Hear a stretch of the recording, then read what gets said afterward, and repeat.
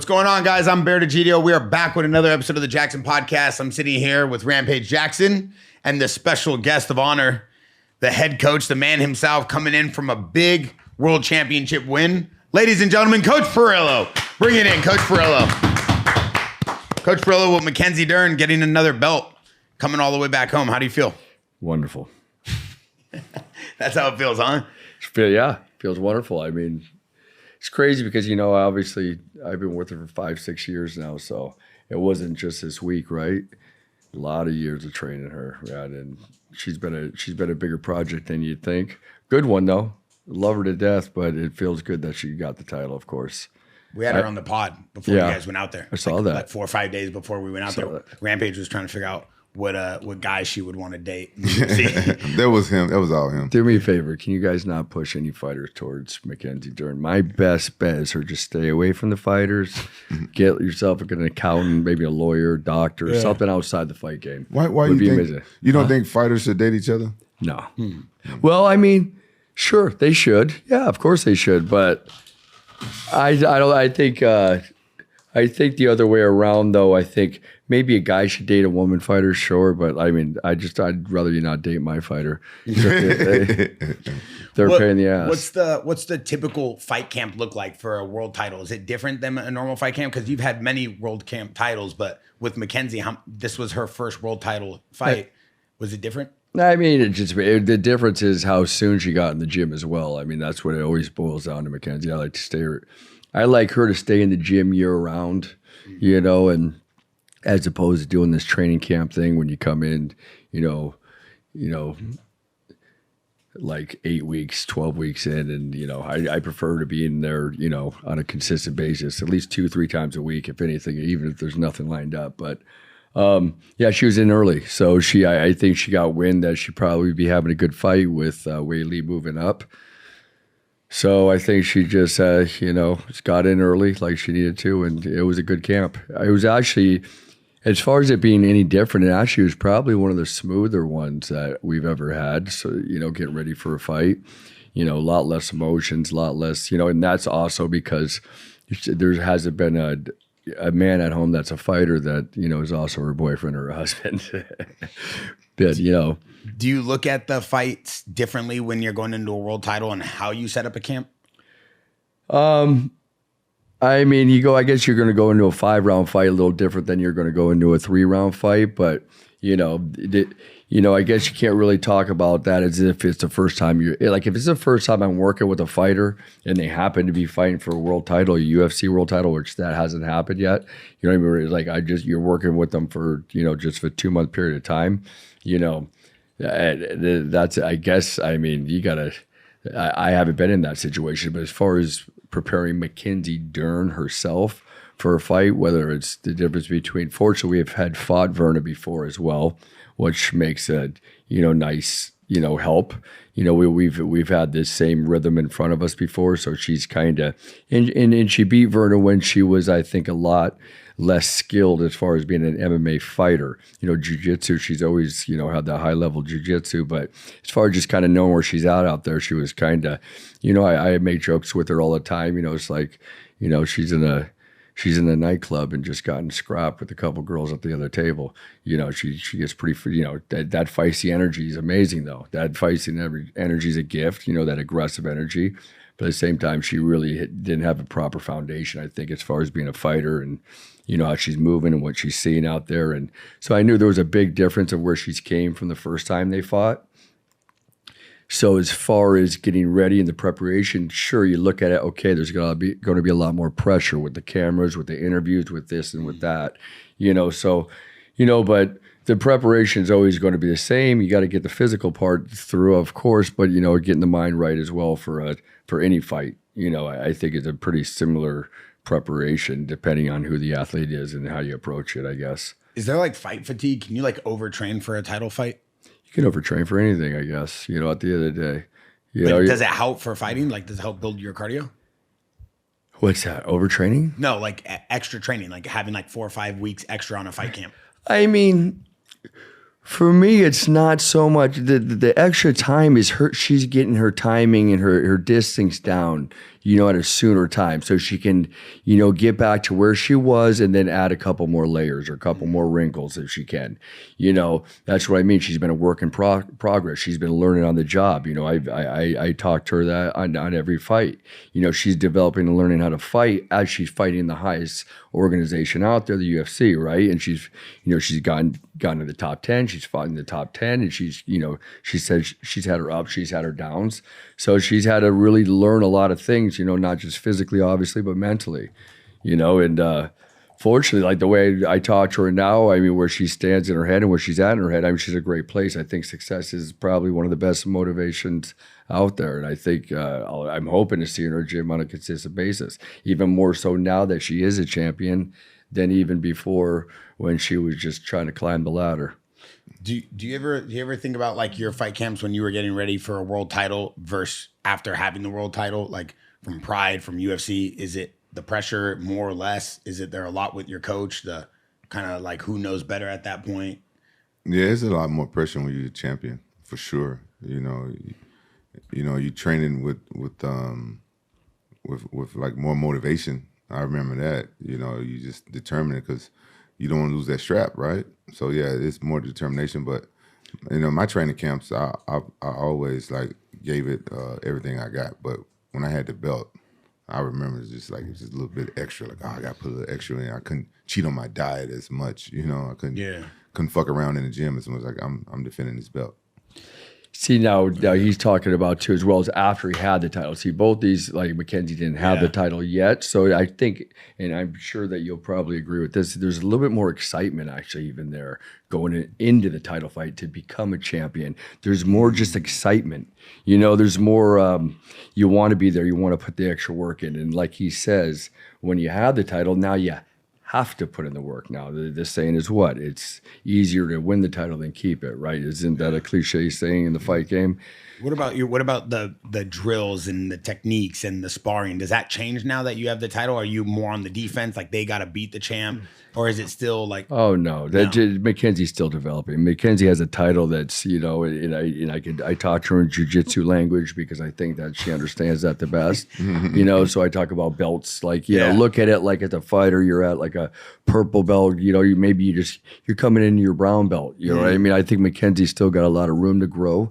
She's 32 years old. I mean, and she's coming in. Women kind of peak a little later, I think, in my opinion. I could be right, I could be wrong, but I think they have a little bit more longevity as well. And I think she has a lot more, again, motivation through the success. So I think that, she believes that she can do even more than she just has done. It is the best thing you can do, and you go in the history books for being a world champion. Yes, she did it. She got to where everybody's trying to get to, but if depending on where Mackenzie decides to put her head in the next couple of years, she could be one of the best strawweights of all time. There's no doubt in my mind. And I'd like to try to. I like her to kind of shoot that direction. I think she does too as well, and she can. So she got to look. Okay, I get the title now. Now I want to train harder or just consistent. It's not even harder. It's developing what she's been developing over the last 5 years, which how she puts it together with her grappling and her jiu-jitsu and whatnot. Because, I've gotten people commenting, hey, don't just tell her to take everybody down. Tell her to go take everybody down. What the fuck you think is 1990 fucking 2? You know what I mean? You fucking idiot. You know what I mean? Jesus What are they Christ. trying to insinuate? Because don't try to tell her not to her striking won her the world Tell her title. not to strike. I don't mean this. I mean the past. I've been with her for 5 or 6 years. Again, you know what I mean? It's a long history. It's a long time. It's like, it's a long time. No, you've been with her forever. Me and Rampage, I was talking before you walked in. You have 3 decades of world championship, UFC world titles, and world titles in general. You have Chris Cyborg, you have Tito Ortiz, you have Bisping, you have RDA, you have BJ Penn. I mean, you trained with Luke Rockhold, you trained Chito Vera. You've had a stable, and you've had fighters come in and out of your stable. But it seems like everybody, once they come to you, they get like this extra spice, this extra sharpness, not just to their striking, but the way they look at fighting. And a lot of people talk about a head coach's impact on a fighter in the cage, outside the cage. Seems like you had an amazing kind of mind control of Mackenzie Dern, because I watched her camps here at Jaxxon. She was so focused. She was in the gym every day. She looked amazing. Her cardio looked amazing. Is there a comparison between one of these former champions that you've coached and kind of been in the corner of to Mackenzie Dern? Yeah, I make some comparisons, I guess, to guys, because every champion always seems to kind of have kind of a similar quality to them. But I mean, she's more, yeah. She's kind of set in her own little world. I think at the end of the day, she's similar to maybe if I were to compare to a champion that I've had, I would say BJ, and then I would compare, Cyborg and Bisping were nothing alike, and fucking.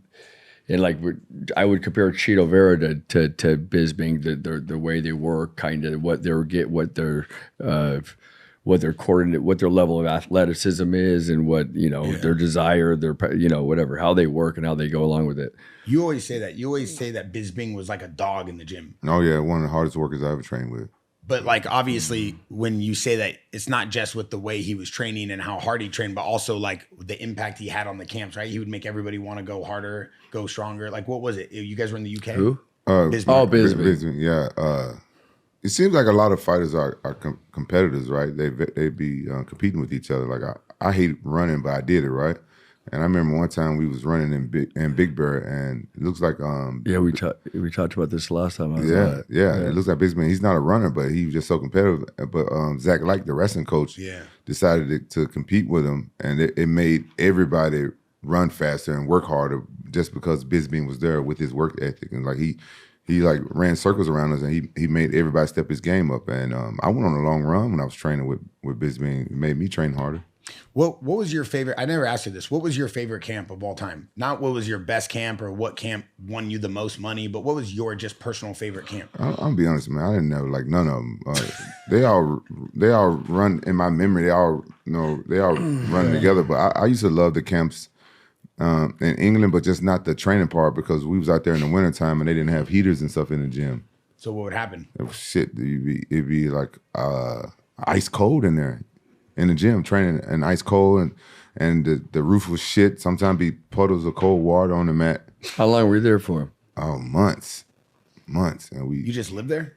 That's the longest time I ever spent abroad was England. And you were with Bisping training? I was staying at the manager's house. Yeah. And Congo was there. Rico Rodriguez came. Rico Rodriguez, really? Yeah. How long did he stay with you? We was there for months. Who else was standing? Zach Light was there at the house. We had Mike Dolce was there cooking for us. Wow. It was some good camps and stuff. Like we had good times, but the training and stuff when we had to go to the Wolfler gym, man, it was just shit, bro, and I hated it. But that's when I got to know Bisping and I trained with him. We sparred, many rounds and stuff, and it upped my game. Training with somebody who trains at that level. Before him, it was Tito who I kind of looked up to in training because Tito worked really hard, and then I saw how hard Bisping worked, and it made me work harder. Why do you think Rico never gets talked about as much as he should? I never see his name get brought up with the UFC highlight reels, and he was a heavyweight champ. How many times did you defend? Rico's a funny dude. He's a good. He beat Randy. You still talk to Rico Rodriguez? Yeah, I still talk to him. He beat Randy Ford and then lost to Tim Sylvia right after that, right? So what happened? That? I forget. I think so. Yeah, I remember him losing. Yeah. It's 2002. He beat Randy. Yeah. And then 2003, he lost to Tim Sylvia. I don't know why Rico don't get brought up in the conversation as much as he should, but that's like the old UFC where, it wasn't like super popular. Yeah, but there's a lot of people that probably aren't brought up, but they just don't show up anywhere. They're not trying to stay in the game or relevant in the MMA community somehow, some way. You know what I mean? I think that's when guys still be talked about, Incredible amount of fights, like 53 and 26. The guy fought for 20 years, like and 2019. He's the type of guy that kind of seemed like the type of guy that just kind of likes to live his life. He's not really concerned about that. No, it makes sense. Some type of spotlight, I guess, or something. What do you think? You think fighters that get burnt out on it, they just don't want to be involved in it anymore? Yeah, it probably causes more headaches than it does joy. Yeah. But then also it's a catch-22 because I think there's a lot of fighters that lose that headache, but then kind of still want it and miss it. So then, sometimes they get it in a more of a negative way too as well, now don't they? Yeah. I was kind of nervous about like retiring because I was like, man, I'm going to miss it. because I've seen BJ retire, come back, and then once you're gone for a while, you don't look as good, especially they put you against. Especially if you don't train. You got to train too. That's an important part of the whole thing. Like you were just talking, you didn't want to take a fight on a 4-week notice. Because you want to train. Right. Yeah, but that didn't matter with some people. Some people when they want to just, there's money still on the table, right? If you still got a contract, 5-6 fights, you get $300,000-$400,000 on the contract, whatever it is. You're like, okay, I don't get, and you have a kind of I don't give a fuck attitude maybe in a certain degree, and maybe you got extra things going on. Maybe you just go out there and just try to collect your money, I guess. For some people, I think that happens. Yeah, I've done that before in Pride when I was younger. I was fighting. I took some fights that I shouldn't have took last minute or injured just because I needed the money. Exactly. I won't do that. I won't do that no more. That's how I lost the Shogun. I needed the money, and I was injured. And I said, "Fuck it, I'm gonna take this fight. I got to pay the bills." I was single dad. Like, fuck it. Do you ever think about the fights that you had and ever think about wishing you had different sparring partners? I know I'm talking a lot about camps, but it's all over the internet right now. People talking about the new complex that we built, Dagestan, now the new camps. DC's been talking about it. They've been talking about Where your do you camp. see it? Well, I'm on the internet all day. I know you Discord. must because I don't. So people are just talking about other camps. I'm in gym 24 hours a day and I don't see this stuff. Yeah, but you're so locked in. Like you just said, like, yeah, I wish I did. Like wishing you had the right pieces in your camp. Because a lot of times I see you put together camps for Chito and Mackenzie and even Nick Maximov, who's on a tear. But I never hear about how people pick their sparring partners or pick their camp partners. Well, sometimes, the fighter, it just depends on the people. You don't pick them. It's just like your team, like who's around you. When I was with Team Oyama, most of the guys were younger, like jiu-jitsu guys, and I was fighting guys like Shogun and Vanderlei Silva. See, I go specific to the guy you're fighting, especially at this level. So you get to a certain level, you should be able to afford a little money too. At the end of the day, if it comes down to it, and you need a good look and a proper look, if you're not connected to enough people, it is a small community. Let's keep it real. At the end of the day, the MMA is a smaller community than you think. So you usually should be able to, you should, and if you don't burn a whole lot of bridges, you should have some type of connections to where you can go, hey, well, you got a guy, you got a 55-pounder, you got a tall, rangy lefty, do you got a, this and that, like you're talking about, you don't want to be sparring with jiu-jitsu guys when you're fighting a world-class kickboxer, so it's specific to the fighter that you're going up against. You don't want, you're not looking for a 5'8", middleweight when you're fighting a 6'4" middleweight. That's a rangy guy. Again, like the jiu-jitsu guy, the stand-up guy. I mean, it's funny for me because I almost get frustrated even with a conversation like this because I'm like, isn't this common sense? Like, is it? It is though. Like, isn't this? I guess if you just, I guess it's your entire life. I mean, I don't know. You've always been around the gym, always around fighters, always trying. Like, that's the way it is. Who you're fighting, you're going to find the right athletes. Well, and when you get to a certain level, you should have enough. If you have an extra, and if you're a fighter at that level, you should put a little investment back in yourself, put a little money in some sparring partners' pockets, and have them come out and you get the proper work. And they're going to give you the work, and they're going to show up that way too as well. I would say it's probably easier in boxing to find a 100%. You don't get a lot of pay in MMA. Now, someone like Bisping would, you know what I mean? Mackenzie did for the last fight. Chito would give some sport. But especially if we got a guy coming in from LA, you got a guy coming in from San Diego, you got a specific look coming in from. I see what you're saying. You're like, okay. People to come you're like, okay. Camp, you pay them. Right? Now they come in and they give a good look. You're like, okay, do we want to keep working with this guy? All right. Yeah, we do. You know what I mean? Like, oh, hey, man, can we get you twice a week? We'll pay you X amount of dollars a day or whatever it is. So you guarantee you get that guy. Coach? I usually set up. I set up all the sparring. I always set up because that's one of the most important factor in the camp. Yeah. Do you pay your sparring partners? I've always, really? even when I wasn't making that much money, I gave him something. With the fight community being small and especially being in Orange County, I've always heard Rampage being very generous. One of my people that he worked with. Hey, one of my most highest paid sparring partners, I paid him because he had to take off work. So he was missing money. Yeah, you give him the work money. What do you make at work? Yeah, so you had a sparring partner that had like a full-time job. The best part about the sparring partner, he was making about $1,500 a week, but he told Rampage he was making $3,000 a week. probably. I used to pay him like $10K at training camp. No way. And how long would you expect him to be there for the camp? He would take off. He would train every Couple months, huh? Yeah. But they would have to live there with you. No. He lived in Orange County, but he just LA County, but he just wouldn't go to work. He'd come help me train for my fight. So like, is it harder to find Mackenzie Dern specifically? Is it harder to find women's sparring partners over men's sparring partners? I think so. I mean, but at the same time, because of that, you can find them because they're looking to as well. Like, especially at 115. There's a lot of Orange County Force has got a lot of gyms and a lot of people fighting. But it's getting the right guys because people worry. They're like, oh my god, but they're training with 5 other people in the UFC. You're like, yeah, but they're not. You want the right guys is what I'm always an advocate about. Is just get the right guys with that because during the week of sparring, it's not the night of the fight. It's you're living your life. We've talked about this too as well on this podcast. Is you got everyday life you're living. Now you got to get up and spar. And there's some guys in the gym. There's guys that are in the gym that are 2 and 5 that are fucking maniacs. That are they got a little more trouble going on upstairs in the brain, so they show up to fight every day. But who worked the hardest out of all the champions? Out of BJ Penn, Bisping, out of Mackenzie Dern, Chris Cyborg, RDA. I mean, you have a massive list. Who's your hardest worker? That's unfair to say, to be fair. What I mean? That's really unfair. Well, who would you look at and be surprised? Like, damn, this guy I mean, anybody that wants to be at the highest level has to, dedicate themselves to it. Because I've heard that Chris Cyborg could go 12, 15 rounds sparring, would never get tired. That's what I've heard. Yeah, depending on, you got to remember that it depends on what type of pushback you got going on in sparring as well. Now, if we have guys, if I have 445-pound men that can fight a little bit, that's going to be hard to go 12 rounds. And if they're putting it on you, you know what I mean? But as a woman, like a girl's her size, she's done. Cyborg, I set up her sparring for years, and she has a good condition. She's a really hard worker, but she just like any other human being can get tired and would get tired. Did Cyborg and Mackenzie, they both spar men sometimes? Yeah, but I would say a little bit more Cyborg than Mackenzie. I'd keep because there's enough smaller girls for Mackenzie to work with, and of course I've had her spar a lot of men, mostly throwing punches. But for me, I prefer her in there with girls because there's enough girls around to give her good work. We've used some of the girls.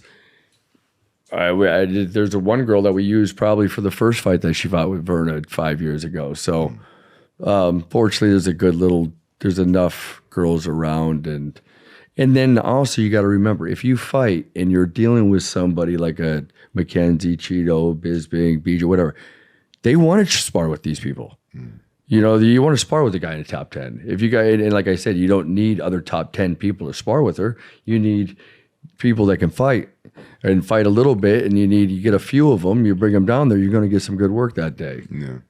I look at Chris Cyborg's record, and it's like something insane, like 28-1 or 28-2, 28-2. Her first loss was her first fight ever, and then she went on a killing spree, lost to Amanda, and then went back on a killing spree. She's only lost 2 fights. That's it.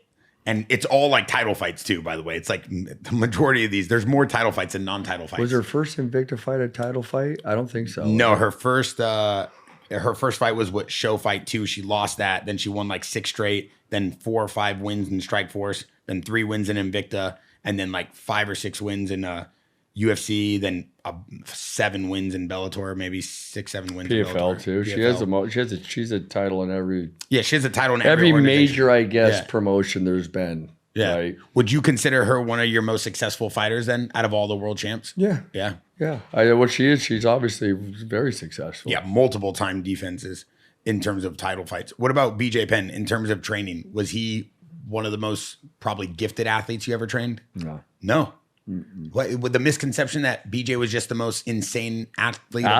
No, by no means. Really? Yeah.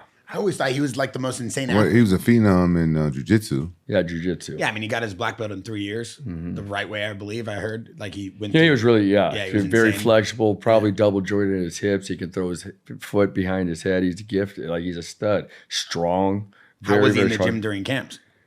He's good. He's fucking disciplined. Yeah. Worked hard. And when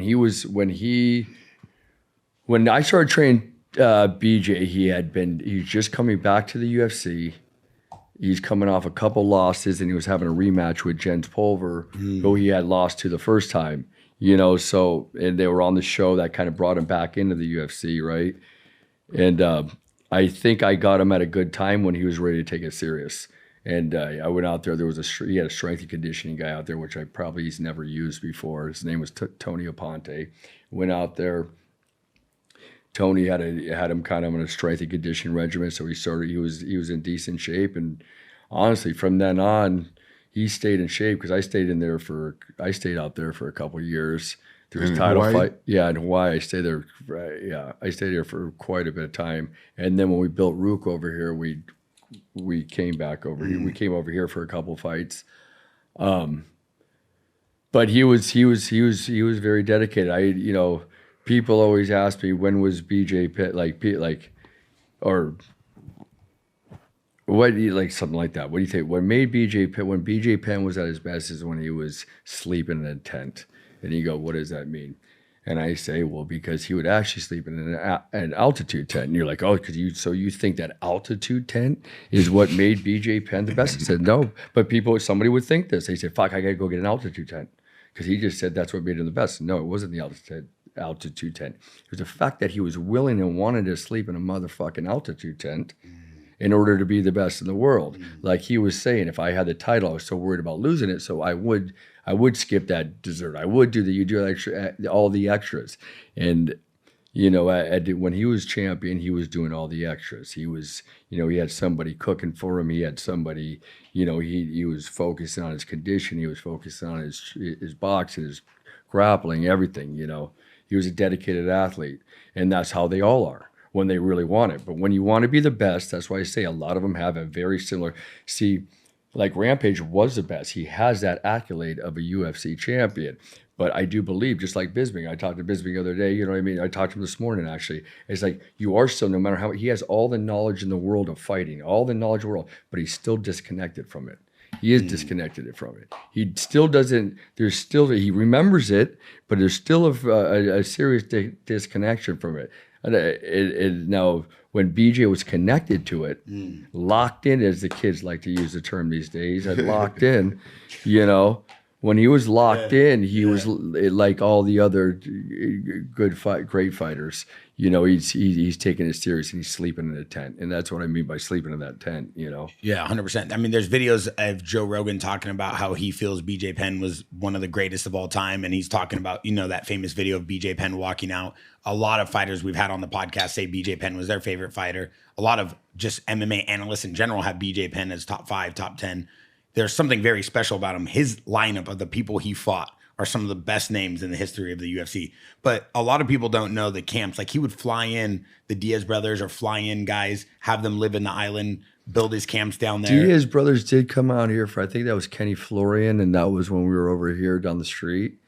But yeah, in Hawaii though, there was a lot of really good spar. All the really high level, depending on it. Yeah, exactly. There you go. Talk about paying sparring partners. There you go. But then again, you're in Hawaii, so you're pretty, and especially Hilo, you're pretty limited on. You've been sparring with the same guy since you were a kid, right? So fortunately, he had the means and the ability to bring out a lot of good training partners, a lot of good wrestlers, sparring partners, and whatnot. How do you think a championship fighter, how do you think in today's time, you've seen multiple eras in Rampage, I want to ask you this too. How do you think a fighter, if they're fresh right now, it's 2025, we're going into 2026, they say, hey, I want to be in the UFC, I want to be an MMA fighter. Rampage, you have your own facilities that you're working on, you have your own league and organization. How do you think someone goes into this saying, I want to be an MMA fighter, I want to be a world champion? Is the roadmap, is the route different than what it used to be, since there's so many different organizations, there's so many competitors, there's so many athletes, everybody's so well versed? Is it much different than what it used to be? I don't. That's a. Go ahead, Rampage, if you want to answer. I don't even understand the question. To be fair, I don't understand. How does a fighter look at fighting in today's time with everything going on, with all these not just distractions, but so much. Well, when you see a fighter might not even realize he's a fighter. I mean, unless he's nowadays, guys start real young, obviously, right? That's what I'm saying. There's So, much but when he's competition. coming into it, they gotta. Usually, there's a father involved if they're really young that's really pushing and bringing their son to the gym and wants his son to be the baddest motherfucker. Back in the day, I had an 8-year-old. I had a dude to bring his 8-year-old kid in. He's homeschooled, jujitsu in the morning, boxing and thing. I said, "What the fuck are you doing to Burning this him out. kid? You're burning him the fuck out. You're fucking like, there's no kid." But I mean, I'm trying to understand your question still. Yeah, though. is the roadmap different now compared to what it used to be to become To be a world champion, I think the roadmap's been the same way since fucking before Christ, man. You know what I mean? I think to be the fucking best is a mindset. It's something that you want. It's living. It's sleeping in a fucking tent is what it is. I think I almost answered that with the last question about the BJ thing. Because that's what it is. It's no different. And they talk about talent. Sure, talent will have you beat 80-85% of the people out there. You know what I mean? Just like when you're on the regional level, like if I got a guy winning and losing on a regional level, it's like, this is going to be tough. It is a beautiful thing to see and to be able to help get through that and then maybe get to the high level and then go, where you need to go. But there's a combination of a handful of things that I think have to, happen. And then everybody's got to have that strong, because to beat the 90%, to beat the top 10, and to beat the number one, it's got to be one of your biggest. Depending on the competition too. Yeah. Like you got to remember, like when BJ was competing as a competition, same. He had some really tough competition. Yeah. Rampage when he fought was that the competition was. I mean, I remember watching your fights. You did get robbed in that Forrest Griffin fight, but that's neither here nor there. But I was there that night. Sorry, we got Kalen Walsh sparring outside. He's getting ready for a big fight, so he's down here for the day. So that's what the noise is. No, it don't bother us. I didn't even know it was. I didn't even know he was. All right, cool. Parillo, do you think that like anybody can be turned into a champion, or you think it's something that this person is born with? He's born with that mindset, with the ability, or you think somebody can be taken off the street and just like. Because you just think that they were born to be a champion. I think it's a combination of a handful of things. I think it's a combination. I think there's a lot of people that maybe could have been a champions and maybe they weren't around the right people. I think being around the right people is a big influence and a big, it's a big energy in a fighter. It's a big part of their energy. As far as, can anybody? No, I don't think just anybody can be a champion. I think. There's a lot of people that no way will ever be. Okay. There's a lot more that will never will be than as opposed to there's a chance of somebody be a champion. But like, okay, for example, for yourself, what I know about you, I've never been around you training, nothing. I think with Chito one time, but you were gifted as well. You're athletic, but you also had you were smart with fighting. I mean, obviously you're a street fighter where maybe you come and you don't panic in chaos, so you also have a upbringing. I think there's a lot because they're very talented people, but their upbringing, I don't want to call it soft. I don't want to call yours harder. You know what I mean? I just want to say there's just different chaos and different, things that people deal with at a low age. It's like muscle memory. It's like muscle memory for the brain. So when the chaos happens, what happened, a lot of those chaotic situations depends on how a guy can handle himself emotionally. And so when you're in a fight and you're a little bit more talented, and then you add that hard work and really desire and want to be famous, to be rich, to be champion, whatever it is, it's not always just, I want to be the best in the world. Some guys just want to be famous. Some people want to just do it for money. Yeah, I never cared about fame. I always wanted the money. Those are, yeah. Yeah. See, my favorite guys are the guys that want to be champion. Yeah. You know what I mean? Because but they do have to have some qualities. Like you said, you do have to have some stuff that you're born with. I think it's more learned than born. Yeah. I think it's more learned because, again, go back to that chaos, how you deal with chaos, how you handle, do you free, all that fight or flight, all that bullshit psychological mumbo jumbo. There's a really factor in it. There really is how people handle themselves. Yeah. Yeah. Do you look at fighting differently now than you did back then? Like the art of fighting? Do you ever think that the sport has evolved? Like how people talk about that it's not the same that it used to be. Fighters back then wouldn't be able to compete in today's game. Yeah. I mean, I know it's hard for a coach because well, it's like monkey do. Like athleticism, in competition improves in all sports: baseball, basketball, football. I mean, right? I mean, like if you watch a baseball game back in the, like Babe Ruth versus Ohtani. Right. I mean, you go. But could Cyborg or not Cyborg? Let's call it. But even that comparison, someone in their prime in today's time, it's probably the same thing. Like BJ Penn in his prime today could probably still win a world title. I like it if he's sleeping in that tent for sure. Yeah. I mean, like if you say and he needs to get But for 100%. You as a coach, have you seen the game evolve as much as all these analysts say and as much as all the fans say? 100%. And what is the game you think now compared to what it used to be? What's the biggest difference? I just think that everybody's just getting more balanced and just more connected to the rhythm of fighting, with a lot of tools to use. Yeah. They're able to blend everything a lot better. They're able to put everything together a lot more than I think that they have. Because the beginning days, they would literally say there's a wrestler fighting a boxer, right? And then it became back in 2010. I think it really 2010 in the early 2000s. I mean mid 2000s maybe. I think it's really evolved into more MMA than a true mixed martial art. How do you feel about that? What a lot of fighters are doing now, they're pawing at the other opponent, and now they're poking them in the eyes a lot. I hate the way it evolved into that. We wasn't doing that back in the day when people wasn't like touching you and doing that stuff like that. Was there more of a curve? I forgot there's more of a curve in the glove too back then. But I know what you mean. There is a lot more of that going on, huh? But I mean, a lot of eye pokes right now. There's a lot of eye pokes. You're not having it. I think it's even more noticeable because it happened in a major heavyweight title fight. So it really is emphasized too as well. I think it's always kind of been happening. Mm-hmm. Like I've always noticed it, and it goes through phases, I think.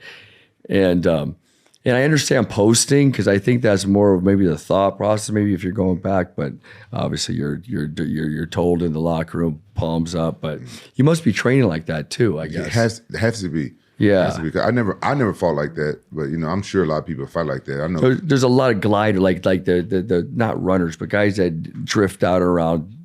Tend to that. You're more of a more flat-footed and ready to come at you. Well, the video we posted on the Jaxxon podcast page, almost all your fights, your hands are up and your hands are super tight. Yeah, and you don't really have any open palm and much. No, this just wasn't never my style. I always been a brawler, so I always want to be there to like counter or whatever. I just want to have my hands counter up a little bit so I can block if I want to. Or counter. I never wanted to paw them and set them up. I wasn't. And you had the gift to hurt you. You have heavy hands as well. Yeah, and he's calm in there, and you're calm in there. Yeah, you're calm going in there. You said calm in chaos, or he was very calm in the chaos. I'm gonna tell you why. Because I felt safer fighting in the cage. Because I grew up fighting on the street. On the street, you don't know what's going to happen. You don't know if the guy's going to have a weapon. You don't know if he's going to get jumped, which happened to me a lot. I've been jumped so many times in my life. People didn't want to fight me one-on-one. And so... Where'd you go, Memphis or something? Yeah, Memphis. It's a culture of fighting. People liked fighting there. Of course. Yeah. But you truly felt like in the cage, it was nothing compared to what you grew up doing, so you were okay with it. Yeah. It's so much safer to fight in the cage than on the street. That was a mental advantage that he had over a lot of people, actually, to be fair. Yeah. But but then he decided to have a work ethic, too. You know what I mean? Because were you an athlete growing up? Didn't you wrestle or younger? When I turned 17... Yeah, you did. I started sports, yeah. But you've talked about before that you're okay with getting hit, and I know everybody says that, but like last week I saw you beat up this streamer, and he was being cool, and you were being cool. You could have done a lot more damage. He almost went out of the ropes over there in the ring. Right. But you're very instinctual.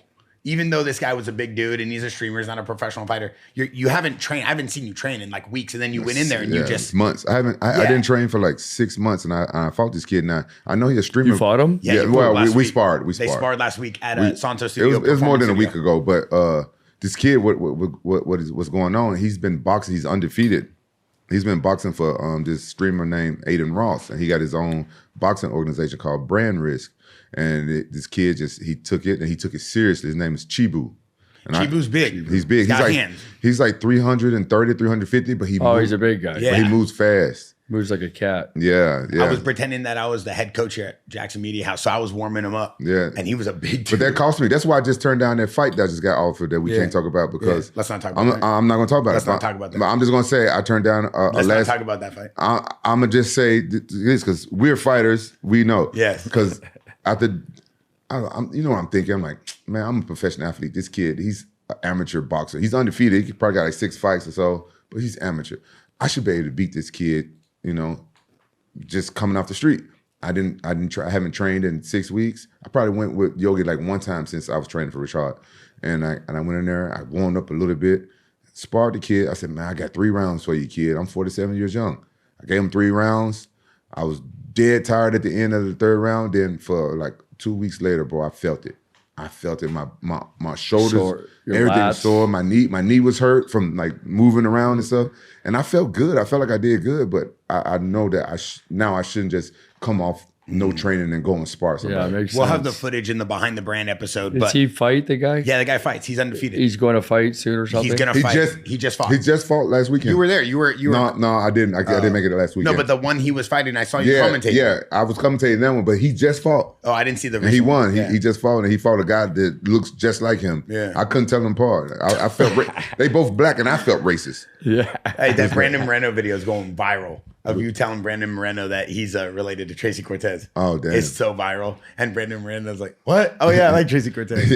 I like Brandon Moreno. What is that? They I showed you related? yesterday, remember? No, they're not That related video? at all. No, they ain't related. No, I just be, I just be messing with people. Yeah. Coach, I got a question for you. You went from Canada with Chito Vera in an amazing camp and fight, which I want to talk about real quick. And then you went straight to the Middle East with Mackenzie Dern to win the world title. You've been traveling for 2-3 weeks. Yesterday, I saw you already back in the cage here at Jaxxon Media House with Mackenzie Dern.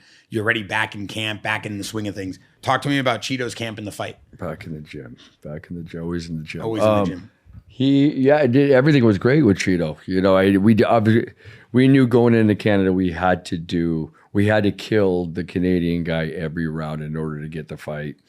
I obviously told him that, and I thought Chito did. Chito busted him up that first round. He went right at him. He leg kicked him. He was kicking at his head. He was kicking. You know, he was active. He was busy that first round. He busted up the kid, had him bleeding. Went back to the corner. Figured we won that round, but you can't look at it like that, you know, because again, we're in Canada. It's a tough place. This guy's had already had a big victory that was very, questionable. But second round, he dropped him, beat on him a little bit. Of course, you wish more could have happened, but you know the kid's real scrambly. You know he runs around and he's pretty good to get away. But third round was closer, which I thought Chito even won that round. I felt Chito won almost. I think Chito won every round. Just because we didn't get the fight, I want to be fair and say, well, maybe we can give the third round to the other guy. But you know, when it was split, as soon as they said split decision, I already just put my head down. I went, fuck. A lot of people say that Chito got robbed. Yeah, it looked like he got robbed. We knew. It's a shame. And it sucks because now we go back to the gym. We're in the gym now. You know, right when I'm back, we're right in the gym. We've been in the gym every day. He just left this morning to go to New York for the fights. But he's back. And it sucks that we talk about it, but we got to talk about it in a different light because we lost. You know what I mean? So it sucks to talk about it because he did do a lot of things. Like even in the third round, I was thinking during the round, I'm like, it would be a shame for us to get robbed of this fight. You know, because Chito came out of where he's been stuck in mentally now for the last year and a half or so. You know, he came out and he knew his biggest task was he already overcame a couple hurdles going to that fight, just come out and starting the fight, going out there and kicking his leg, kicking at him, punching him, and just kind of going and starting going rather than sitting in front of the guy and just kind of calculating and letting the guy build up, you know, point on top of point on point, top of point. Sure, he knows he's got the ability to hurt guys, you know, but you know, we get a lot of times where we fall behind, you know, and that's been a big thing and a big, you know, everybody says, he gives up the first round. But again, I think he overcame that winning that first round, which I thought, but apparently one of the judges, I don't know what judges, it was 2 or 3. I don't know what the scorecards were. I don't know how they scored them. I never looked at it, but he definitely coming off a couple losses, you know, losing the world title fight, you know, going in there and, you know, not being in the best mental, going through a burnout phase of his career, and he's been fighting professional with the UFC since he was 19 years old, 19, 20 years old or whatever it was. I mean, that's a long time. He's 32 now. He's going to be 33 in December. A guy's in his peak has already been in a lot of fights, so he just, I think, really needed to rejuvenate himself, rest a little bit, sit back, relax, just kind of let all the noise just pass him by, that he kind of went through over a couple year period of time with all the success he was gaining, but at the end of the day, and he did do that, and he went through all that, and he really, got his head together mentally, spiritually, physically, and went in that fight, and the kid's good, the kid's scrappy, and he beat Jose Aldo, he's a tough guy, but I thought that Chito really, most importantly for me, because Chito's not going anywhere, is he did overcome a couple hurdles. He got his mind back, knows what he needs to do.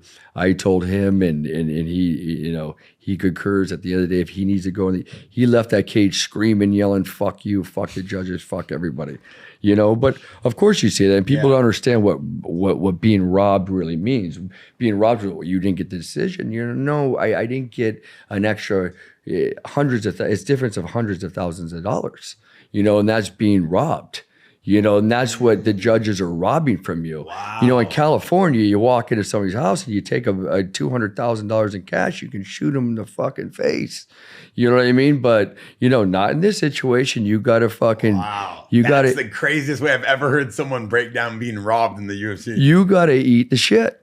You got to go home. I never thought about the money, because you're talking about the win money, right? For the fans that are watching this. Of course. They get paid to fight, and then they get paid to win. You get a show and win bonus. Is the win bonus always predetermined?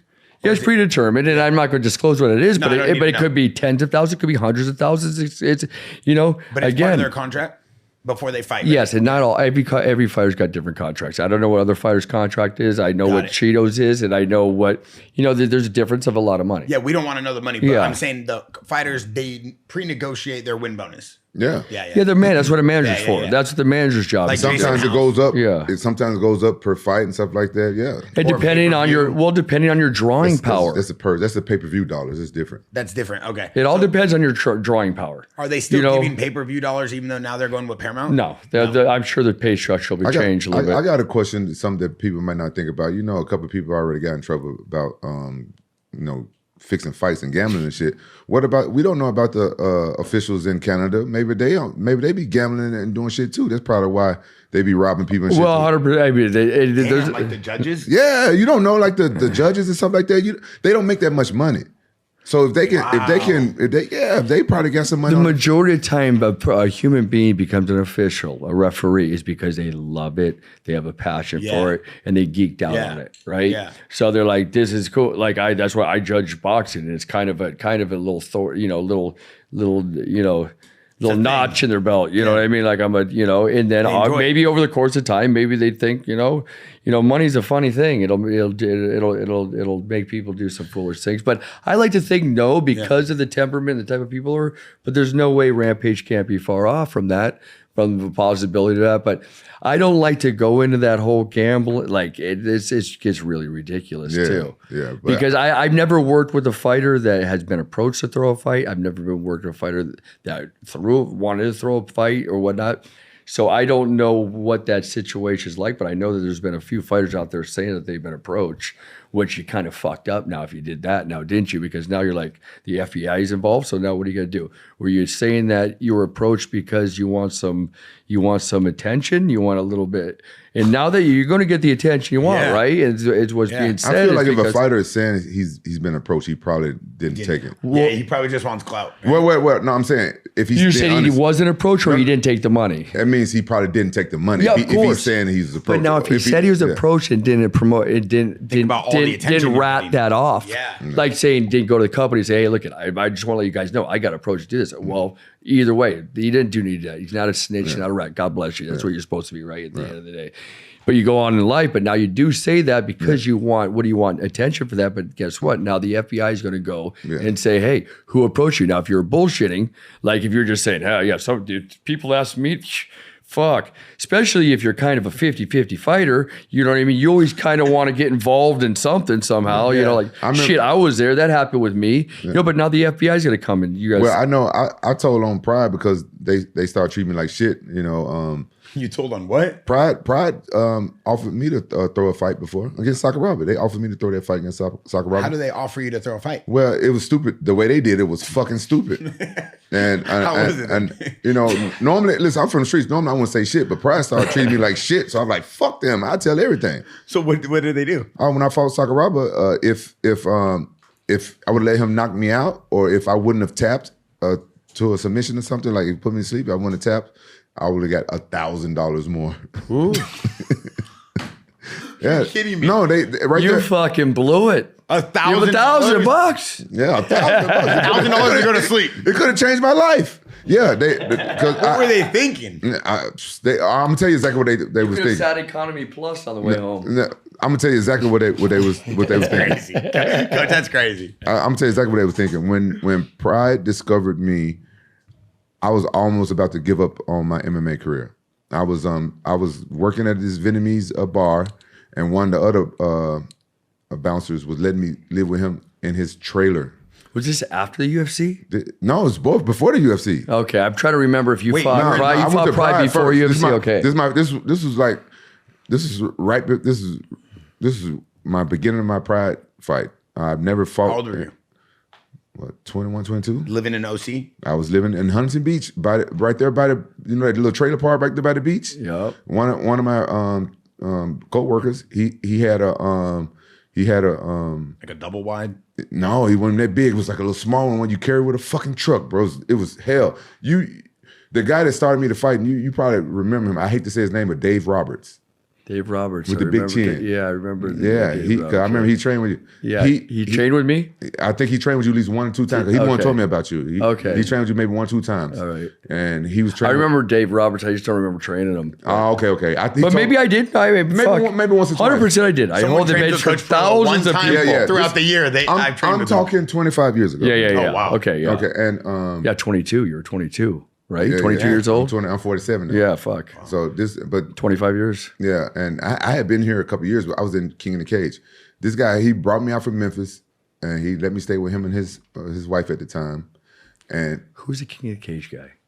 Terry Cherokee. Oh, that's right. Yeah, so I was fighting there and stuff, and then shit didn't take off for him. We were supposed to come up together. Shit didn't take off, and I couldn't find work. It was hard, and he said, "Man, I'm sorry, I can't keep carrying you." I said, "Okay, I understand." I found a job at a Vietnamese place, and then I was staying in like a little hotel and stuff like that. Then this guy was like, "Hey, I got a trailer. You just pay me a little bit." Man, I was making Were you $40. going to the Huntington Beach alley boxing at all at that time? No, I never went there. Where were you training at the time? I was training with Fabiano Iha. Fabiano. When Tito came over there, Yeah, that's when I went yeah. to Chris Brennan for this Sakuraba fight. Yeah. And yeah, so they thought that I was like super poor, which actually I was, but I left everything in Memphis. I left my job, I left my car, I left everything to move out here to be a fighter. So they thought that I was like basically homeless. Was the UFC pretty popular then? UFC wasn't as popular. Tito was the star though. This back when Tito was the star. Yeah. So Tito was champ when you were... Yeah, Tito was champ. How much was he? He's only, what, 3 years older than you? Tito's 50 something now. I'm 47. No, he's 50. He's 50. Tito's 50, so he's 3 years older. He's 3 years older. Is this the same time where I heard Tito bought you an expedition? No, I brought the expedition from Tito. This is probably like a couple fights in. I brought his Wasn't expedition. Tito just here? Yeah, he was just here. He talked about you. Yeah, it was a couple very fights. nicely. It was a couple fights in. I brought Tito's expedition because that money that I made from Sakuraba, I had to pay it all to restitution because I got in a fight in college with one of my teammates. So anyway, they thought I was. You wrestled in college, though? Yeah, Yeah, okay. yeah. So they thought I was poor. So they thought the $1,000 would change my life. Like, yeah, I was poor, but I didn't have to be poor. I could have moved back home to Memphis and make money. My family owned construction companies back home. I could have been doing Built the that. pyramids. Yeah, I could have Not been the pyramid in Memphis. Okay. Real I life. could have been, back home but I wanted to be a fighter, right? So, but the one thing about me, they didn't know what type of person I fight with honor. You know, what I'm saying? I grew up fighting. I fight with honor, and I was like, if he's gonna beat me, he's gonna beat me. It was like a 2 weeks notice fight. I was supposed to fight Ken Shamrock, and I had like 4 more weeks to prepare for Ken Shamrock, But they pulled me off their car and put me in. So that was before Ken went over to the UFC too then. No, I don't know. Ken, no, it was at the end of Ken's career. I But he was still in Pride. Yeah. No. It Because wasn't he went gonna be in over and Pride. did the, It they wasn't gonna did be in the Pride. Ultimate Fighter with Chito, and they had like 3 fights. Him and Yeah, Tito. Tito. And that's before Ken came back and fought Tito, I believe. Yeah. Yeah. That's when Lions Den was still. Yeah. They were still. Doing We talking, good. guys. We talking. 30 years. 2000 when 9/11 happened. Yeah. That's the year we wow. talking. Yeah. 2002. Yeah. What was it? Almost 30 years ago. 25 years ago. When you say 30 years, brother? Almost 25 years for sure. Yeah, 25. Yeah. You're right.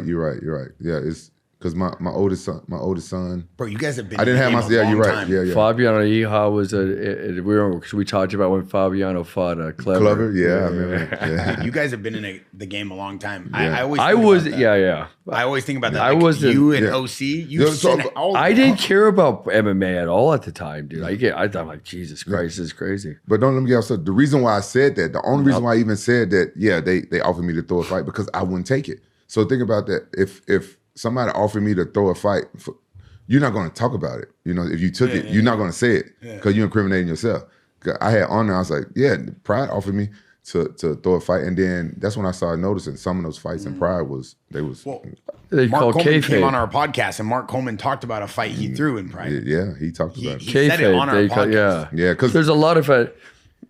I'm not. It's very difficult for me to fucking be, and I'm sure I'd piss off these big beasts. But the one who's the Japanese is Don Frye. Don Frye, yeah. Come on, dude. That was a hell of a work. That That was a high level work. Am I not? I mean, Don Frye never confirmed it, but I'm gonna say it. I love Don Frye. I'll never say anything who against just him. sits there? If you have anywhere, either you're just both stuck on stupid.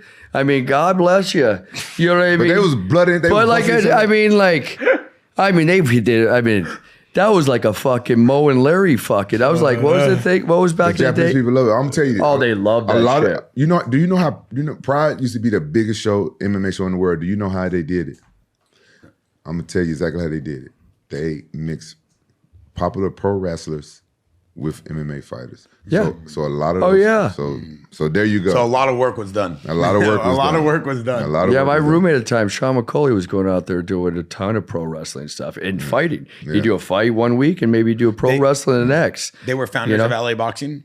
Yeah. Yeah. And The two brothers. What's the two brothers' name? Sean McCauley and Justin McCauley. And Justin used to train with Tito. Yes. I remember. I love Justin. I'm closer to Justin. I love them both, but I'm closer to Justin. And back then, LA Boxing was like what the rival to what Top Team would be, or the Jaxxon Media No, House. there or was what no. it? It wasn't even a fighter gym. But LA Boxing was a money making gym back in the day. That was about making money and doing like a lot of class. People talk class. It's what people do today. It's actually going on today down the street. It's going on next door. It's a UFC gym now. Yeah, it's a UFC Oh gym. yeah, UFC gym. Yeah, bought it's them, exactly. It's a Yeah, UFC gym. now. yeah. They were the first one. They were the first one to have the chains and stuff, right? Yeah, and then the UFC gym bought out LA Boxing. Yeah. How come during your time in OC and training, you guys never linked up, but Tito and everybody was where linking life up with- is. Yeah. I promise you, I've heard about you a lot. Everybody was raving about you and your boxing and stuff, and I wanted to go 'Cause over. you're such a boxing fighter. Yeah, but I was doing Muay Thai with Colin Oyama, so I figured I didn't have time, so I never went over Hey, there. it's energy. Fighting is a weird trip too. You know what I mean? That's the But way you it is. never You might went never after cross fighters? people. I No, never went after no, fighters. no. No, But I everybody's think going that- to him. Yeah. But you as a coach don't hit up a fighter and be like, yo, I want to train No, you. because I just don't, I think that it just has to be more of a organic connection. I mean, just it's nice to be in a gym to where fighters come into. Yeah. LA Boxing was a public gym, but I wasn't making a living off training fighters back then. I worked the corner of Johnny Tapia's 5th world boxing world champions, few boxing world champions, and so I was doing it, but not realizing that this is what you do for a living now. This is what this is your ego set aside. You can't fight to save your life anymore. Go fuck yourself. Now you put all your energy and all your ego into your fighters. And I made that decision in MMA, obviously around 2000 with BJ Penn. And, when I started getting, some of these fighters started making some money, you're making money too. Yeah, And you built the Ruka Training Center. That's why we all used to go there and watch all the best fighters in OC. We'd go watch Parillo. It was like Parillo's gym. I got one more thing for you. I know we're coming towards the tail end of this, and I got to ask this question. Now that Mackenzie is the champ, she's, the hunted one in the division. She has to take it to a whole new level. What do you as a coach do now to keep her sharp, keep her head in the game? As a coach, just give me your philosophy, your mentality now. Well, it goes back to the beginning of this, the conversation about Mackenzie. It's just keeping her in the gym. It really is. She is a gifted. She's a talented athlete. She's got she has all the physical tangibles to be a great fighter and defend the title and be one of the best ever in her division. Just keeping her in the right frame of mind, be staying in the gym and taking those extra little wrinkles that she brought in. That see, a lot of fights, you don't see you're not going to really see what I'm talking about. So she looked better than she has, and whatever. Yeah, of course, I guess you can, somebody that's not in the gym with her all the time could see that she's improved as well. But I like the improvements that showed up in that fight, and I just really think that, again, I think she's motivated to stay in the gym, and I think she's got a lot more room to grow. And fortunately, she's got time to grow, and most importantly, she has a desire. She wants to sleep in the tent, and she's gonna be a champion for some time to come. What about you, Rampage? Is there anything you think before we go that the fans and people should know about what the ins and outs are of a camp being a world champion after you get the belt? Because I know that's been the topic of the whole Jaxxon media house all week. And man, I don't know. It's been so long for me since I've been a champion and had that type of mentality. It's a mentality. It really, and every day you're reminded of fighting is something that you forget and relearn stuff a lot over and over again. Yeah, because there's a lot more to. It seems simple, but there's a lot to it. It's a weird psychology fight, man. It really is. It's a strange thing, and you forget what's important. You forget you don't forget. You know what I mean? But they're and then you're trying to pull. It fighting's a trip. That's why I say, and there's no disrespect to you, Rampage, by saying you're disconnected from it, but you are. Yeah, unless you're in there, and me as a coach, I'm in there. So as soon as he wins, let's say Mackenzie wins a world title, I'm in the gym Monday morning. I got, Chito's back in the gym. I got Nick back in the gym. You got Sonny. And these kids aren't making any money. They say, but shout out to you're Santiago. right back in. Kid's a stud. You did great with him. Yeah, God bless him. I don't know if you found him, but he brought me Santiago, so Jason from Iridium, and they were like, this kid's going to be the next big thing. Gets a shortened notice fight, goes out there and puts on a clinic. Santiago, I think, is going to be a superstar. I love that kid. He's got all the potential. I know we don't have much time, but I got one last question. Arman Tsarukyan, Dan Hooker, big fight next week. Arman's one of our guys. How do you think that goes? It's crazy because even when Arman came in here, I went back and watched his fight with Islam, so you could see he's so. I saw you train with him a little bit while he was out there. Yeah, he's a great dude and super talented. It's really hard for me to put my finger on that one, though, to be honest. Yeah, I think we're statistically, if you look at fighting, where Arman's at, he's in a better stage of his career, I think, than maybe Hooker is. But Hooker seems like a real down and dirty dude ready to fight all fucking day long. So it just depends on if he shows Arman something he hasn't seen before. Yeah, Dan Hooker is super tough, right? He's tough. He got the heart of a lion, but a lot of people saying that Arman is the next him. Yeah, right. I mean, they just think Arman has so much to prove and get off his chest after so this 1 year wait. I think it's a great fight. I think it's the best fight he can have. We just want to see him active again. It was a year? It's been a year and like almost 2 months, right, Vinny? Man, a year and 3 months. Fast. Well, that's tough because it was a title fight. It was a title fight. Yeah. Yeah. So you got Islam. Yeah, you got to pull out not just any title fight. Was there a fight offered to him ever in the last 12 months? There was, but it was the wrong time. It was a backup fight, and then there was one fight. Oh, he weighed in for that. But he weighed in for it, and he made weight. And then last thing is we saw Glover Teixeira make a video with Khamzat Chimaev telling Khamzat Chimaev, hey, brother, don't challenge me to a fight. Challenge this guy. And then he points to Alex Pereira. And now Alex Pereira and Khamzat Chimaev are going back and forth on Twitter. I love both guys, but Khamzat's our guy too. Alex is our guy. Big weight. Alex is a heavyweight. I think he's going to go into the heavyweight division at this point. Who do you think would win that fight? Bro, Alex is so big. I saw him out in Rome, right? And who's going to heavyweight? I think Alex is going to go to the heavyweight division to fight John Jones at the White House. Oh, that's my personal opinion. Bro, I took a picture with Alex. I forgot how big he was when he came in. I looked at the picture. I'm a heavyweight already, and he towered over me, and he looked like bigger. He looks twice your size. Bigger frame. And Diego Lopez looks twice your size in the photo. Did he? Yeah. It's not where you're sitting. He's standing it's where you're standing. Maybe it was. You probably were back because you probably sat back. Yeah, but when you sparred Alex Pereira, you guys both would have fought in the same division, light heavyweight. He looks huge compared to you, and you're a bigger dude right now. Well, imagine him at 185. He was fighting a lot of those. He fought and won the title at 185. I don't know how he made 185. I don't know how he makes 185 because he looked the now. same. Yeah, he like he gets bigger and he's fighting huge. And he don't have like a little. Look at John Jones. When John Jones moved up to heavyweight, he looked a little pudgy.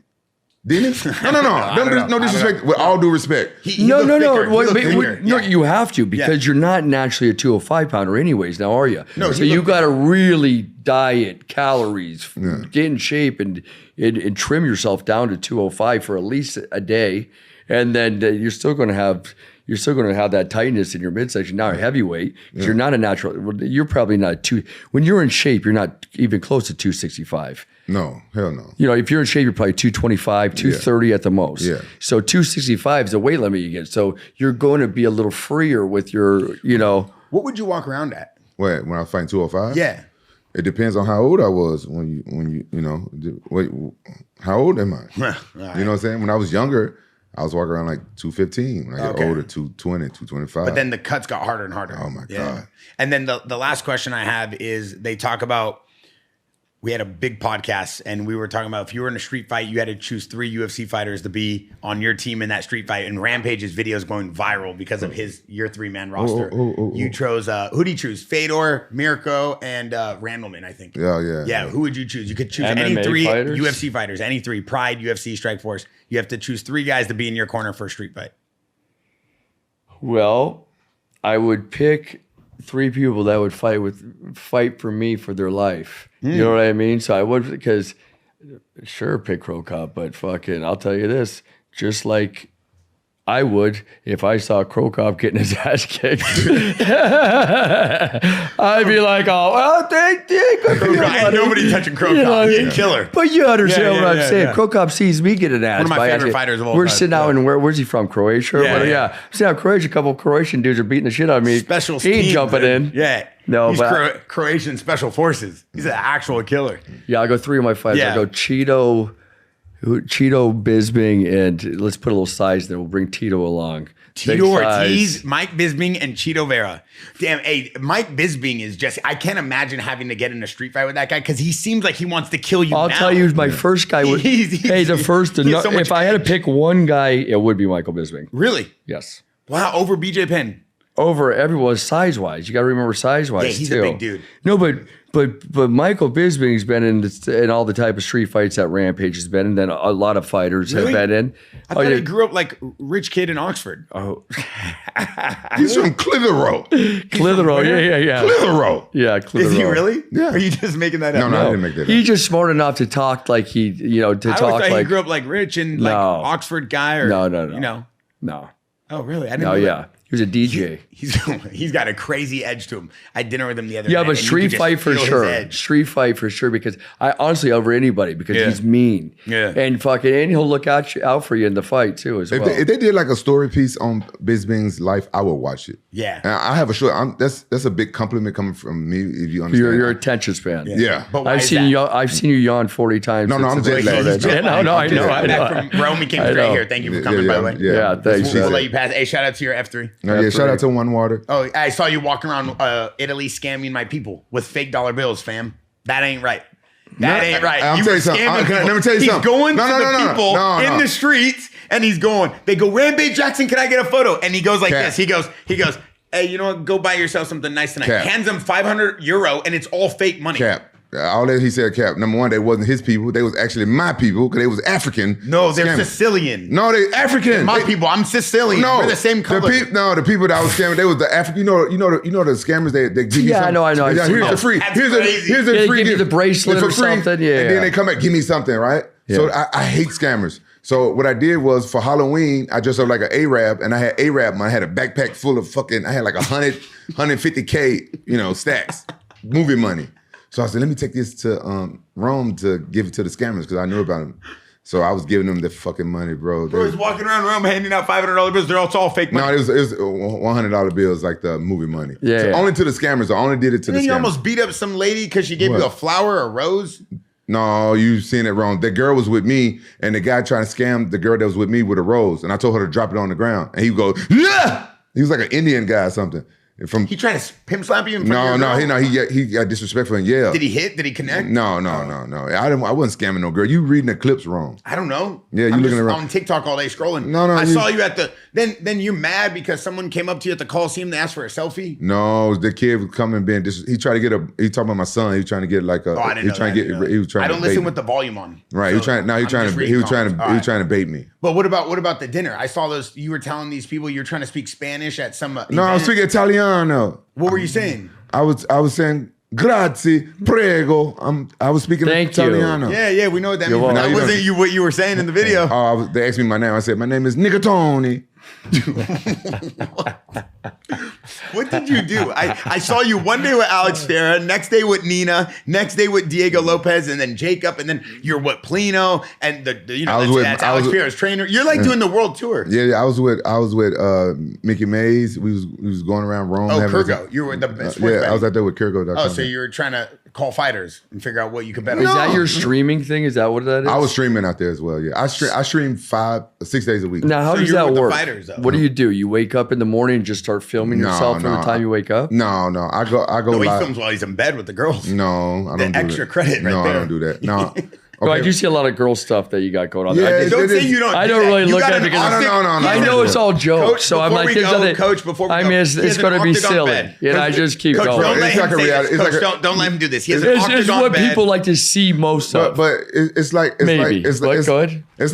reality show. But sometimes certain shit just fucking. You can't let not happen. Well, yeah, it's gold. Like when I was in Rome, I was eating with this girl. I took my ex-girlfriend there, and we just hanging out because I wanted to be there. I knew I was gonna meet no girl, so I took her. You want to go somewhere you actually have a friendship with. Yeah, I have a friend well. with. And I was there, and she went up to the left to go to the restroom, and this beautiful girl from China came and sat down as soon as my girl left, went to the restroom, and she sat down, and she was stream gold. Just so she was talking about, we got a lot of clips, and people thought, no way, she was planted, and I promise you right now, hand for God, she was. But you took her home with your girl?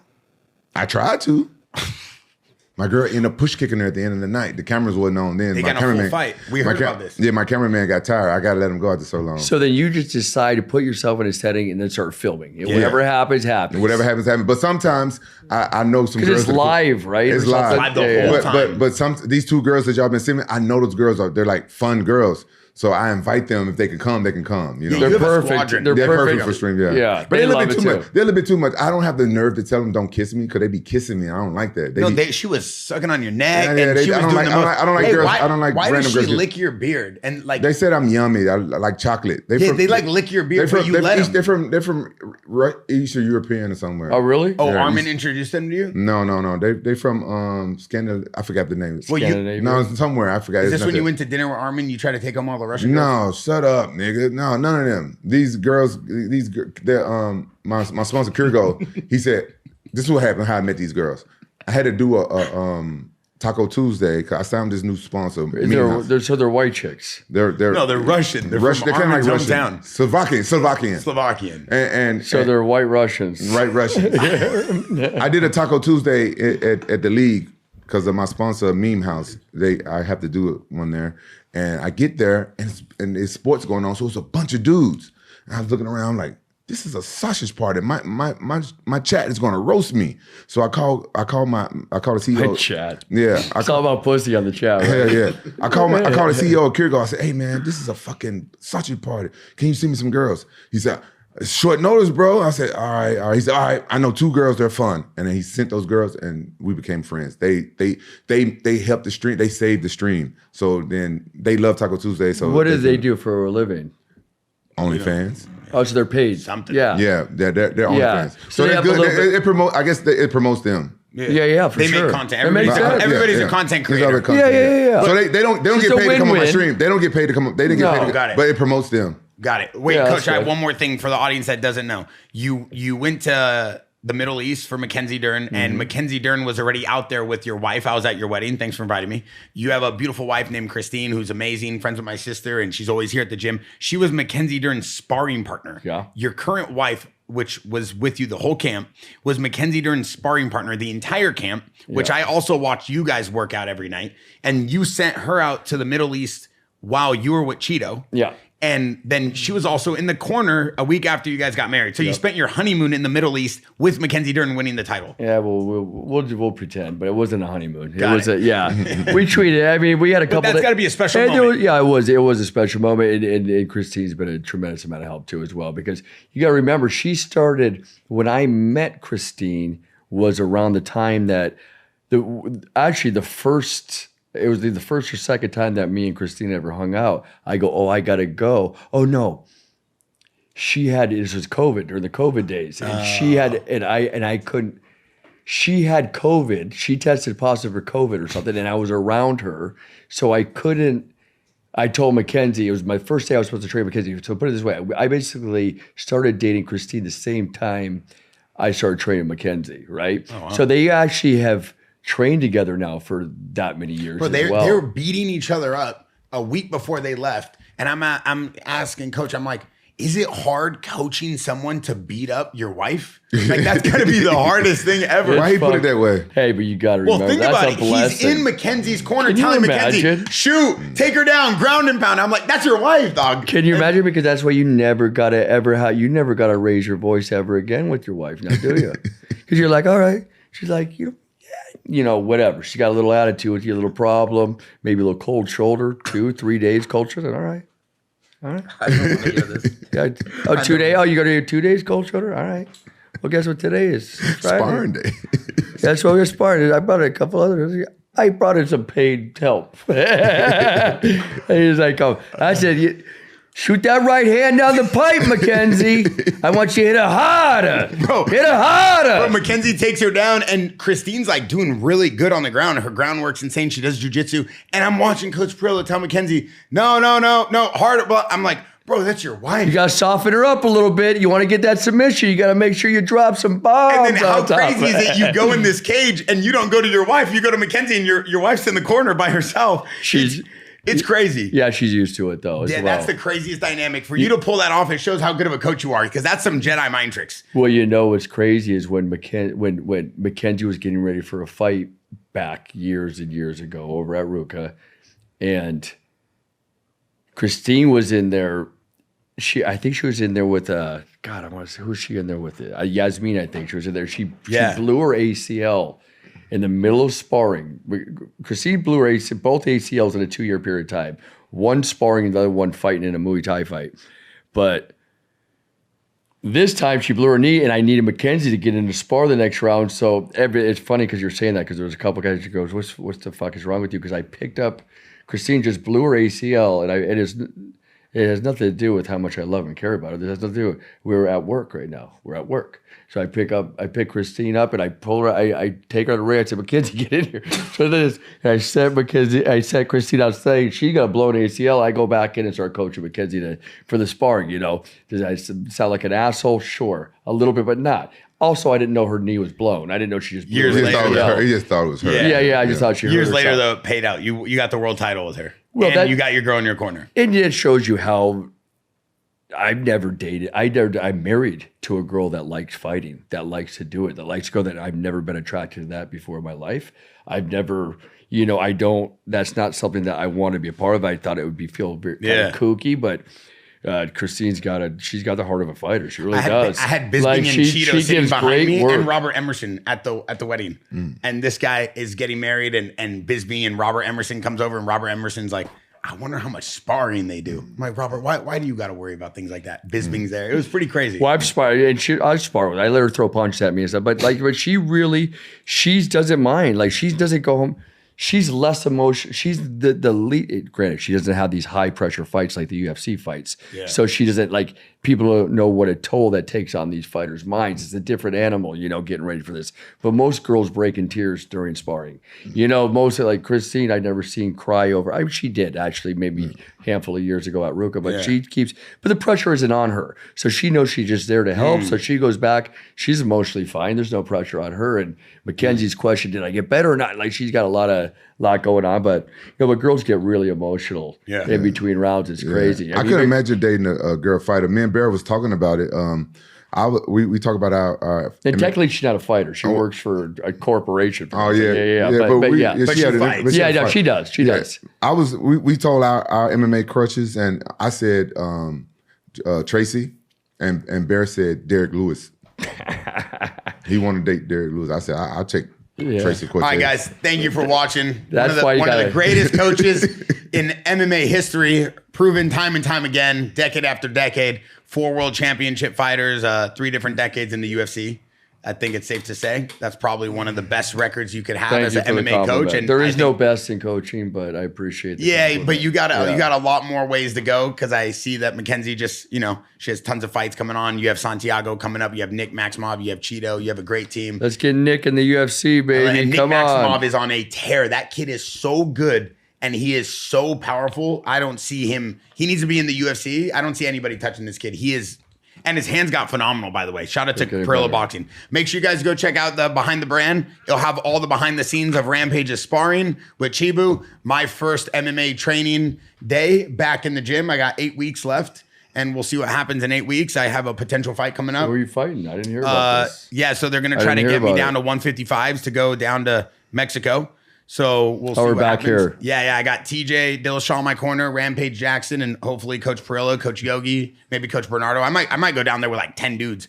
But Anderson said he would come spar me or come be in my corner. Is this a Japanese fight? What? An old school Japanese No. fight? Thank you guys for watching. We're out.